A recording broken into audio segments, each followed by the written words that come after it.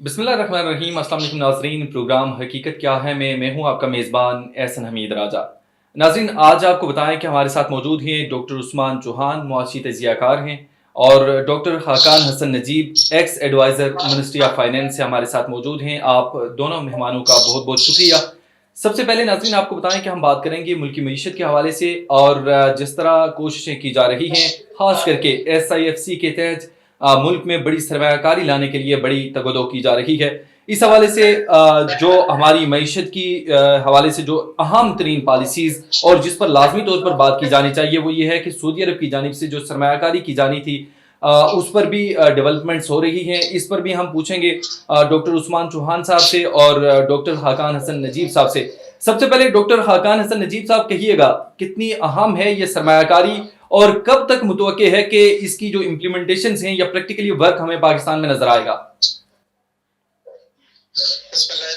देखिए, एक तो बात बिल्कुल आया है कि पाकिस्तान को इस वक्त अपना इन्वेस्टमेंट टू जीडीपी रेशियो जो है उसको बढ़ाना है। इसका मतलब ये है कि पाकिस्तान का जो इन्वेस्टमेंट टू जीडीपी यानी कि जो इन्वेस्टमेंट की शरह है वो मुल्क में 13% तक नीचे आ गई है। ये 50 साल की लोएस्ट एप है जहां पे हम खड़े हुए हैं। उसमें foreign domestic direct investment, Pakistan की अपनी डोमेस्टिक इन्वेस्टमेंट और पब्लिक सेक्टर इन्वेस्टमेंट, ये तीन ऐसे जराए हैं जिससे हम पाकिस्तान की जो इन्वेस्टमेंट टू जीडीपी है उसको रिवाइव कर सकते हैं।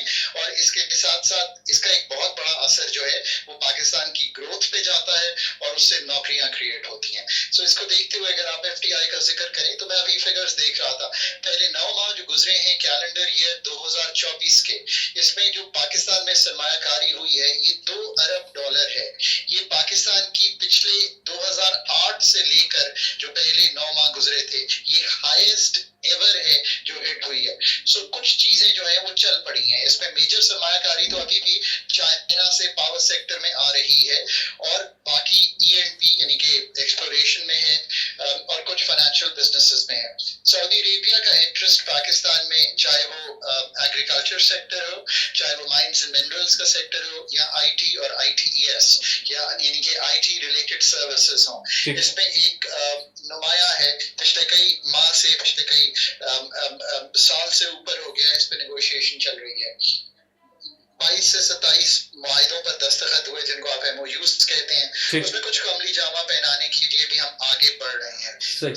रिकॉर्डिंग पे भी आई थिंक बातचीत काफी आगे बढ़ी है और उम्मीद की जाती है कि 10 से 15% हिस्से जो पाकिस्तान की फेडरल गवर्नमेंट की बेचने के लिए वो शायद चले जाएंगे to the Saudi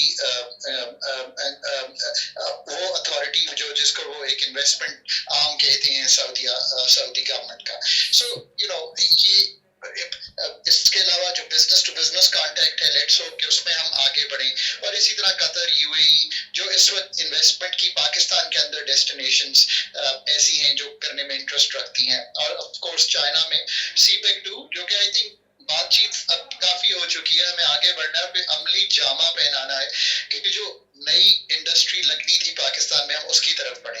I think ये है माहौल जिसमें ओवरऑल इन्वेस्टमेंट की बात है। पर मैंने हमेशा कहा है कि इसके लिए दो चीजें जरूरी हैं। एक तो हमने अपने घर को ठीक करना है, चाहे वो एनर्जी सेक्टर हो पाकिस्तान का, चाहे वो रेगुलेटरी मैकेनिज्म हो, रेड टेपिज्म जो ब्यूरोक्रेटिक हर्डल्स हैं उसको निकालना, और दूसरी तरफ जो डोमेस्टिक इन्वेस्टर है उसको एक्साइट करना है कि वो प्रॉपर्टी से निकलकर, वो उन एरिया से निकलकर जो प्रोडक्टिव नहीं है, इन्वेस्टमेंट करे पाकिस्तान में इन दी मोर प्रोडक्टिव सेक्टर्स, मैन्युफैक्चरिंग और एग्रीकल्चर में स्पेशली, और सर्विस सेक्टर में भी। जब वो इन्वेस्ट करेगा तो जो एतमाद है फॉरेन इन्वेस्टर का वो ऑटोमेटिकली जो है आना शुरू हो जाएगा। और यही वो लोग होंगे जो पाकिस्तान की ग्लोबल वैल्यू चेन यानी कि आप कोई पार्ट बनाएंगे जो दुनिया में बिकेगा। मैं मिसाल दिया करता हूं कि जो वियतनाम है वो सैमसंग एक कंपनी है जिसका वो पार्ट्स बनाता है और वो $72 अरब तक की एक्सपोर्ट करता है। आई थिंक ये एक ओवरऑल तनाजुल है जिसमें इस वक्त हम प्ले कर रहे हैं। ठीक, मैंने आपसे इस हवाले से भी पूछना है, एक मिनी बजट के हवाले से बात की जा रही है और उमर अयूब ने इस हवाले से कहा है कि हुकूमत से मामलात जो हैं वो संभल नहीं रहे और मिनी बजट आने वाला है। अगर मिनी बजट आता है तो ये आम आवाम के लिए कितना मुश्किल होगा और IMF की जो शराइत हैं वो क्या इससे कड़ी होंगी? पाकिस्तान में आईएमएफ के बगैर इस वक्त सूरत हाल को संभालना जो है वो एक मुमकिनात में से शायद इसलिए नहीं है कि जो हमारे एक्सटर्नल डेट्स हैं, जो हमारे एक्सटर्नल रोल ओवर्स हैं, जो मल्टीलैटरल्स यानी कि वर्ल्ड बैंक, एडीबी वगैरह के पैसे हैं, वो आएंगे नहीं। और आपको 26 अरब डॉलर इस साल भी चाहिए आगे बढ़ने के लिए। अगर इस तनाजुल में आईएमएफ प्रोग्राम को देखेंगे तो आपको अंदाजा होगा कि आईएमएफ की इंगेजमेंट लाजिम व मलजूम है। जब जून जुलाई में ये प्रोग्राम निगोशिएट हुआ था, मैंने तब भी गुजारिश की थी कि एक अच्छी टीम बनाइए, एक प्रोफेशनल टीम जो पावर सेक्टर में, फिजिकल में यानी कि टैक्सेशन में, एक्सपेंडिचर में, मॉनेटरी साइड पे आईएमएफ से एक ऐसा मुआहिदा निगोशिएट कर सके जिसकी पाकिस्तान की ओनरशिप हो। लगता यूं है कि कुछ चीजें ऐसी निगोशिएट हुई जैसे कि 40% बात हुई कि हम बढ़ा देंगे अपना जो टैक्स है जो लास्ट ईयर कलेक्ट किया उससे compare to this year. I think ये उस वक्त भी दिखाई दे रहा था कि ये एक मुश्किल टास्क होगा। तो कुछ एहदाफ ऐसे हैं जो मीट पहले क्वार्टर के नहीं हुए, पर बहुत से ऐसे एहदाफ भी हैं जिसमें मॉनेटरी साइड है, जिसमें प्राइमरी सरप्लस है, जिसमें डेफिसिट को संभालना है, जो कि मीट हो भी गए हैं। तो एक जायजा मिशन है, वो एक कॉग्निसेंस करना चाहते हैं कि पाकिस्तान की इकोनॉमी कहाँ खड़ी है और जो जो टारगेट्स नहीं मीट हुए उसमें 2652 अरब का एफपीआर का भी टारगेट है जो कि मीट नहीं हुआ है। अब उस पे 90 अरब का शॉर्टफॉल है और हमने लिख के दिया है कि हम मेजर्स लेंगे। आई होप कि मेजर्स के बगैर हम कन्विंस कर पाएंगे कि हम आगे बढ़ सकते हैं। डॉक्टर उस्मान चौहान साहब, कहिएगा, तमाम तर मामलात आपके सामने हैं और मुल्की मईशत जिस समत में है वो भी आपको पता है, और जिस तरह कोशिश की जा रही है बड़े पैमाने पर सरमायाकारी लाने के हवाले से, क्या आम आवाम को कोई रिलीफ मिल सकेगा? क्योंकि सरमायाकारी तो इससे पहले भी आती रही, वो चाइना के हवाले से बात करें, मुत्तहिदा अरब अमारात की बात करें, वो आप सऊदी अरब की बात करें, लेकिन जो एक आम आदमी है उसकी मुश्किलात हल ना हो सकी, आम आदमी की मुश्किलात तो दिन ब दिन बढ़ी रही हैं, तो आप क्या कहेंगे? जी, बेशक, और हमें अवाम दोस्त पॉलिसीज़ पे हमेशा ज़ोर देना चाहिए, लेकिन अभी जो हमने मुआहिदा तय किया है आईएमएफ के साथ इस साल के शुरू में, वो एक ऐसा मुआहिदा है जिससे कि बोझ ज़रूर पड़ा है सैलरीड क्लास पे, दरमियाने तबके पे, गरीब तबके पे, और इसकी आगाही सबको है। तो ये कुर्बानी का आप देख रहे हैं कि एक नौयत है, और इस वजह से जो है शदीद दबाव भी है, और हम सब चाहते हैं कि हालात जल्द अज़ जल्द बेहतर हों आवाम के लिए। आवाम में साथ-साथ आप सिर्फ़ उनकी रिलीफ़ ना देखें बल्कि उनके बिज़नेस अपॉर्च्युनिटीज़, उनके रोज़गार, अफ़रात-ए-ज़र, चूँकि इतनी सारी चीज़ें इसमें शामिल होती हैं, तो उन सब को मद्देनज़र रख के सरकार को मज़ीद मेहनत करनी होगी, और वो कर भी रहे हैं। तो इसकी निशानियां हमको नज़र आ तो रही हैं, लेकिन चूंकि रिलीफ हमेशा एक, अगर अवामी सतह पे देखा जाए तो वो हमेशा जल्द अज जल्द चाहते हैं, और जो हमने अभी इस्लाहात करनी है उनमें वक्त लगेगा। हम तो 50 साल से चाह रहे थे कि ये हों, तो जब भी जितनी जल्दी हम करें उतना ही अच्छा होगा, लेकिन नताइज इतनी जल्दी नहीं आएंगे कि हम बुनियादी तौर पे कह सकें कि पूरी का पूरा रिलीफ मिला है। अच्छा डॉक्टर खाकान साहब, आपसे इस हवाले से पूछूंगा, आईएमएफ ने इससे पहले कहा कि जो महंगाई है उसमें कमी आ रही है, लेकिन आपको अगर आदादुशुमार बताए जाएं तो रवां हफ्ते महंगाई की जो शरह है उसमें 0.24% इजाफा हुआ है और 21 अशिया महंगी हुई हैं। आईएमएफ अपने तौर पर तो कह रहा है कि चीज़ें सस्ती हो रही हैं, लेकिन अगर पाकिस्तान में एक आम आदमी से पूछा जाए इस हवाले से किस एनालिसिस हम कैसे करेंगे कि एक आम आदमी को कैसे फ़ायदा पहुंचे? आम आदमी के लिए तो महंगाई दिन ब दिन बढ़ रही है। देखिए, इस चीज को इस तरह समझिए कि पाकिस्तान में महंगाई कम नहीं हुई है, महंगाई के बढ़ने की जो शरह है उसमें कमी आई है। ये आम फहम लफ्ज में कह दिया जाता है कि महंगाई कम हो गई है। एक्चुअल में महंगाई कम नहीं हुई है, बल्कि महंगाई के बढ़ने की शरह में कमी आई है। आईएमएफ भी यही कह रहा है। पाकिस्तान में महंगाई के बढ़ने की शरह 34% थी 2029 में, ये महंगाई के बढ़ने की शरह इस वक्त 24% है। पिछले साल में जब हमने क्लोज किया, इस साल महंगाई के बढ़ने की शरह में खातिर खा कमी आई है। पर महंगाई आप सही कह रहे हैं कि जो सेंसिटिव प्राइस इंडेक्स है वो वीक ऑन वीक बढ़ा है और ईयर ऑन ईयर भी 13% बढ़ा है। पर ये चूंकि 22, 25 तक 30% तक बढ़ रहा था, तो कहना यूं है कि महंगाई के बढ़ने की शरह में एक खातिर खा कमी आई है, और इसको इसी ज़िमन में और इसी अंडरस्टैंडिंग से समझना चाहिए। आम फहम जबान में लोग कह देते हैं कि महंगाई कम हुई है। एक्चुअल में महंगाई कम नहीं हुई, चीजें सस्ती नहीं हुई, पर चीजों के बढ़ने की जो शरह है उसमें एक खातिर खा कमी जो है वो दिखाई दी है। ये है कि एक मैक्रो स्टेबिलिटी आईएमएफ की इंगेजमेंट के बाद पाकिस्तान में है। इस मैक्रो स्टेबिलिटी का एक जो इन्फ्लेशन का कम होना है और यही गुफ्तगू जो है वो की जाती है। पर याद रखिए कि आईएमएफ आपको एक वक्त और स्पेस, मैं हमेशा कहता हूं कि आईएमएफ जो है आपके कलीदी या फंडामेंटल मसाइल नहीं हल करेगा, बल्कि जो आपकी टाइम एंड स्पेस है जिसमें आपने अपने सारे जो फंडामेंटल रिफॉर्म्स हैं वो आपने करने हैं, यहाँ पर हम आ खड़े हुए हैं। अब अगेन बहुत सालों बाद फिर एक मौका मिला है कि एक स्टेबिलिटी है, रुपया स्टेबल है, इन्फ्लेशन नीचे है। क्या आप इसको यूज कर सकते हैं, इस वक्त को, इस स्पेस को, कि आप जो फंडामेंटल चीजें हैं हल करें। आप अभी पूछ रहे थे कि लोगों पर असर कब जाएगा। लोगों पर असर तब जाएगा कि लॉन्ग टर्म में पाकिस्तान की जो मईशत है उसमें एक ग्रोथ दिखाई दे, नई इंडस्ट्री लगे, लार्ज स्केल मैन्युफैक्चरिंग बढ़े, एग्रीकल्चर की पैदावारी सलाहियत बढ़े और नई नौकरियां क्रिएट हों। अगर ये सब हम करने में अगले आने वाले सालों में कामयाब होंगे तो फिर तो आप कह सकते हैं कि हमने ये टाइम, ये स्पेस जो है प्रूडेंटली यूज किया है। अगर ये सब ना हुआ तो ये 3 साल का आईएमएफ का जो आपको एक जिसे कहेंगे एंगेजमेंट है, सपोर्ट है, ये हम फिर वहीं पे आके खड़े हो जाएंगे। सो अगर आप चाहते हैं कि इस चुंगल से बाहर निकलें और लोगों के लिए असल रिलीफ, जो कि मैं हमेशा समझाता हूँ, नौकरियां क्रिएट करना होता है। रिलीफ किसी गरीब को पैसे देना नहीं है, उसको तालीम, सेहत और नौकरी देना है। अगर तो ये हम काम करने में कामयाब हुए, अगर हुकूमत की जिस तरह ऑपरेशंस हैं इस वक्त उसको कम कर सके, प्राइवेट सेक्टर को पनपने दिया, पर अगर आप अभी पीआईए की मिसाल लें, जिस तरह हमने उसको हैंडल किया, तो ये कोई अच्छा सिग्नल नहीं देता।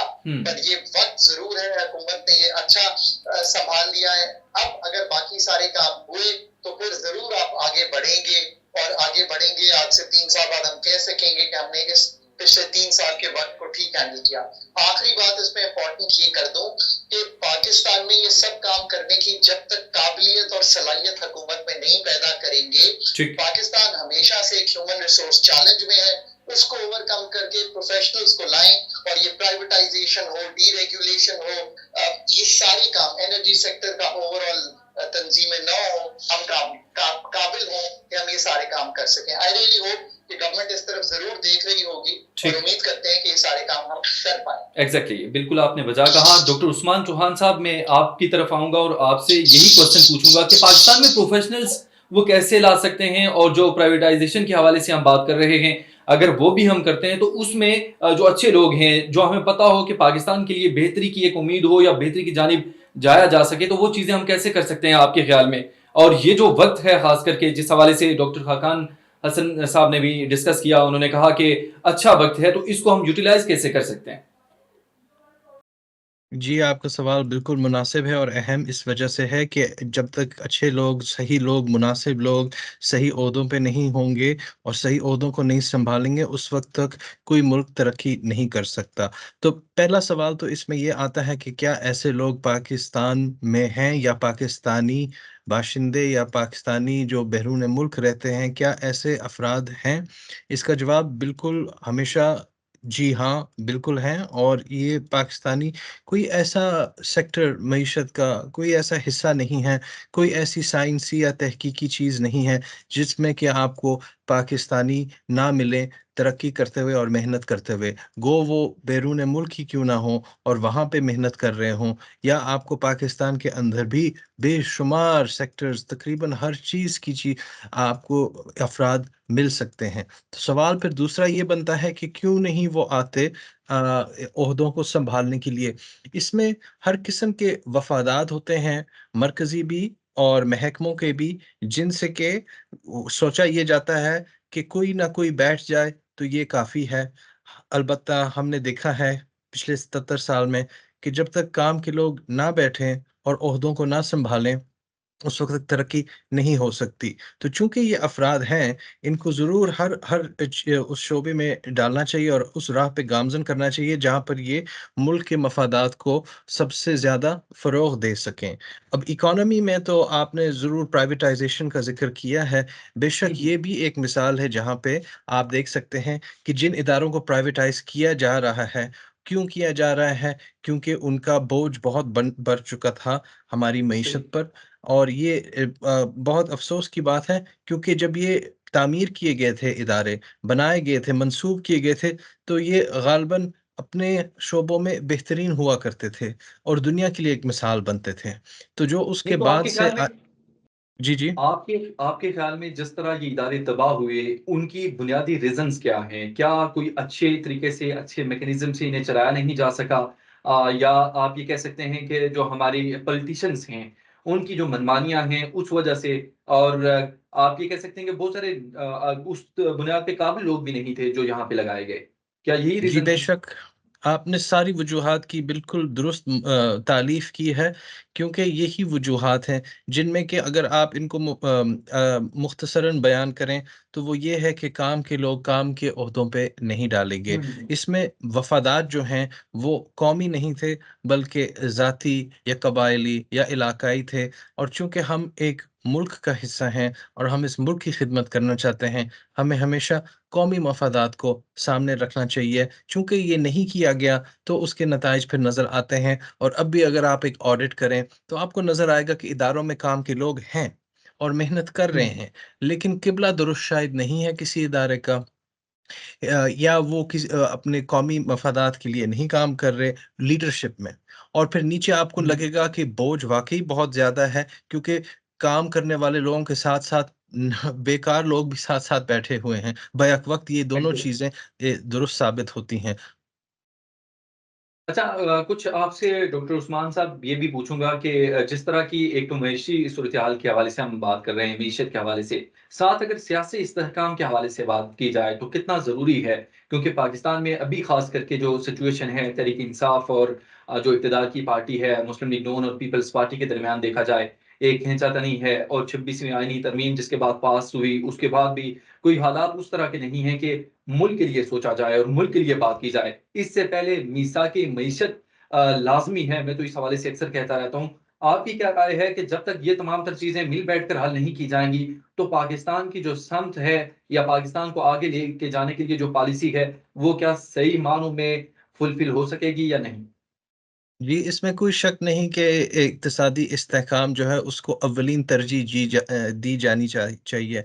इसमें ना सिर्फ़ अवाम का मफ़ाद है, बल्कि जो हमारी जड़ है मईशत की तरक्की का बिज़नेसमैन, ताजिर और ये इंडस्ट्रियलिस्ट और दूसरे जो हैं शिरकत करने वाले मईशत में, उनके लिए सबसे अहम चीज़ ये होती है कि जो है निज़ाम मुस्तहकम हो, ताकि वो आगे का सोच सकें और एक मुदब्बिराना अंदाज़ से जो है अपने सारी काम-काज सारे अपने जो उनके इरादे हैं उनको पूरे कर सकें और जो वादे हैं उनके वो निभा सकें।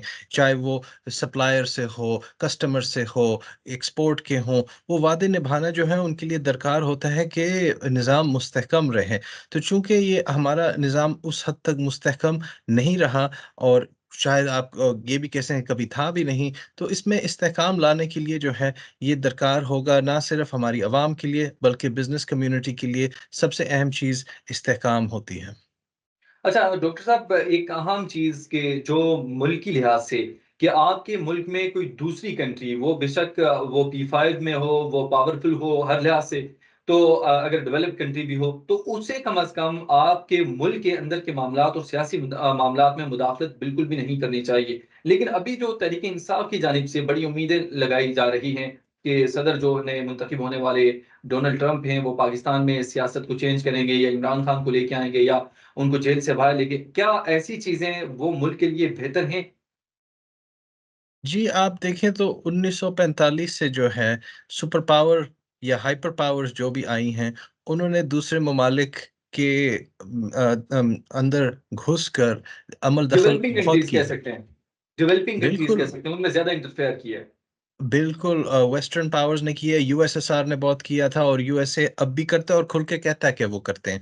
बल्कि वहाँ हम्म, इदारे ऐसे बनाए गए हैं जिनका मकसद ही यही है दखल करना। अगर वो हम्म, दखल नहीं कर रहे किसी मुल्क में तो फिर वो नाकाम हो रहे हैं। उनका मकसद ही हम्म, नस्बुल ऐन यह है। तो इसलिए मैं देखता हूँ चीन की मिसाल ये बहुत अच्छी है क्योंकि ये एक एशियन मुल्क है जिसने इतनी ज़्यादा तरक्की की है और उनकी पॉलिसी में हमेशा ये होता है कि हम किसी मुल्क को बदलने के लिए नहीं आए, हम सिर्फ़ उनके साथ ताउन करने आए हैं। तो ये एग्जैक्टली। पॉलिसी जो है बहुत अच्छी है और चूँकि चीन कामयाब होता जा रहा है और जो उनको मिसाइल दरपेश होते हैं वो उनके सामने कामयाब हो रहे हैं और मेहनत करके कर रहे हैं, तो शायद गुफ्तगू जो बैनुल अक़वामी है, वो बदलती जाए। क्योंकि आपने दुरुस्त फ़रमाया कि यूरोपियन कंट्रीज़ तो 500 साल से ये कर रही हैं। मैंने मिसाल ली यूएसएसआर और यूएसए की, तो ये अमल दखल जो है ये बहुत नुकसान दे रहा है और ये आप कह सकते हैं कि एक जड़ है किसी भी मुल्क की तिहाई दुनिया में ना आगे बढ़ने की कि जब भी मिसाल के तौर पे लैटिन अमेरिका में कोई अवामी बंदा था या कोई अवाम दोस्त बंदा था या बंदी थी, उसको मारा जाता था। जिस तरह साल्वाडोर अयेंदे थे, अभी होंडुरास और एल साल्वाडोर और ऐसे ममालिक जो हैं, ये तो 500 साल से ये रो रहे हैं कि किसी ने आके मार दिया है। तो तिहाई दुनिया का बुनियादी तौर पे यही हमारा रोना है कि हमारे यहाँ काम के और नेक लोग थे और बेहतरीन मिसाल इसकी शायद बुर्किना फासो की थी, जहाँ संकरा एक 38 साल का बंदा था, जिसने अपनी तालीमी मतलब लिटरेसी रेट ख़वातीन का 20% से 80% कर दिया 5 साल में। इतनी अच्छी हम्म, चीज़ें कर रहा था तो फ्रांस ने जाके उसको कत्ल कर दिया 1987 में और वो जवान बंदा था। तो ऐसे हम्म, आपको हर जगह लोग मिलेंगे जो कि जिनकी मतलब दिल में वो नूर है अवाम की खिदमत करने का और फिर यूरोपियंस आके उनको उड़ा देते हैं। तो मैं चाहता हूँ कि जैसे एशियन मुल्क आगे बढ़ेंगे तो उनमें चूँकि ये ज़हनियत नहीं है मुदाखलत की, तो ये बेहतर होगा दुनिया के लिए तरक्की की मतलब तरक्की याफ़्ता ममालिक के लिए और तरक्की पज़ीर ममालिक के लिए। इस हवाले से आपकी तरफ से कोई रिकमेंडेशंस खास करके आप देना चाहें, क्योंकि जिस तरह की सिचुएशन है सरमायाकारी से पहले भी हमने देखी, आम आदमी की ज़िंदगी में कोई तब्दीली नहीं आई क्योंकि आम आदमी को इस चीज़ का कोई पता नहीं है कि 2.2 बिलियन डॉलर से ज़ायद सरमायाकारी हो रही है, वो 2.8 बिलियन डॉलर पर पहुंच जाती है जब वज़ीर आज़म शहबाज शरीफ जाते हैं सऊदी अरब में। आम आदमी को तो ये चाहिए कि उसकी जो बुनियादी ज़रूरत की अशिया हैं वो कितनी सस्ती हो रही हैं। इस हवाले से आप क्या कहेंगे? आपकी क्या रिकमेंडेशंस हैं? और ख़ास करके जो इम्प्लीमेंटेशंस तक बात है कि अगर कोई चीज़ सस्ती होती है, तो वो आम जो मार्केट है, वहाँ पे कैसे उसकी इम्प्लीमेंटेशन करवाई जाए कि वहाँ पे अगर इन केस पेट्रोल की कीमत सस्ती हो रही है, तो वो उसका असर एक आम आदमी तक भी पहुँचे, जी, फ़ायदा बेशक। पहुँचे। जी, बेशक और चूँकि ये इतने तह पे बात मबनी है, तो अगर बात ऊपर हो रही है, तो नीचे-नीचे अवाम तक पहुँचने के लिए बहुत वक़्त लगता है और शायद असर इतना असरअंदाज़ ना हो। तो मैं ये ज़रूर चाहूँगा कि जो भी हमारी पॉलिसीज़ हैं, वो इसके मतलब मुफ़ीद साबित हों अवाम के लिए। लेकिन इसके लिए हमें जो है, जो हमने मुआहदा अभी तय किया है आईएमएफ के साथ, वो नाकाफ़ी है, जो जिन हुँ, इस्लाहात की हमें ज़रूरत है। क्योंकि जब हमने आईएमएफ से मुज़ाकरात किए और ये तारीख़ी बात है सिर्फ़ इस प्रोग्राम की नहीं, जब भी हमने इनसे मुज़ाकरात किए हैं, तो हमने कोई अपना प्रोग्राम, अवाम दोस्त प्रोग्राम नहीं पेश किया। लेकिन आप देखें एग्ज़ैक्टली। जिन ममालिक को सामना करना पड़ा ऐसी दुश्वारी का, उन्होंने अपना एक प्लान, एक मंसूबा आगे किया था। जिस तरह मलेशिया महातिर के ज़माने में 1998 में उसने कहा, हम इस हद तक अपने अवाम के लिए कुर्बानियाँ देंगे, ये हमारी मकसद की चीज़ है, तो फिर आईएमएफ का काम भी आसान हो गया क्योंकि उनको ढूँढ और तलाश नहीं करनी पड़ी कि क्या हुँ, चीज़ बदलनी पड़ेगी। तो ये एक बहुत अच्छी चीज़ थी। मनमोहन साहब के ज़माने में भारत ने भी ये किया था, उन्होंने अपना मंसूबा पेश किया था। तो हमने अपने मंसूबे नहीं पेश किए। इसलिए हुँ, आईएमएफ फिर गौर से देखता है कि क्या चीज़ एक छान मारता है कि क्या-क्या होना चाहिए।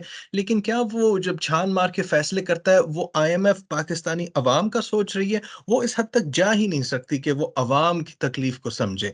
इसलिए इसमें हुँ, ज़रूरी ज़हानत की ज़रूरत है और बिल्कुल। हमें एक मुफ़स्सल मंसूबा पेश करना पड़े। जी, बहुत ज़रूरी है कि हमें ऐसी पॉलिसियाँ लेकर चलना होंगी कि जो मुल्क के लिए और आने वाली जो जनरेशंस हैं उनके लिए बड़ी अच्छी हों। लेकिन जिस तरह आपने डॉक्टर उस्मान चौहान साहब और डॉक्टर हाकान हसन साहब आपने डिस्कस किया कि इसके लिए हमें बहुत ब्रॉड लेवल की पॉलिसीज़ और बहुत एहसन तरीके से चीज़ों को आगे लेकर चलना होगा। आप दोनों मेहमानों का बहुत-बहुत शुक्रिया, आपने हमें टाइम दिया, ख़ास करके डॉक्टर उस्मान चौहान साहब आपने हमें स्काइप के ज़रिए जॉइन किया, डॉक्टर हाकान हसन साहब आपने कॉल के ज़रिए हमें जॉइन किया, आपका बहुत-बहुत शुक्रिया। नाज़रीन प्रोग्राम आपने सुना, فیڈ بیک لازمی دیجیے گا. اگلی پروگرام کے لیے دیجیے اجازت. اللہ نگہبان.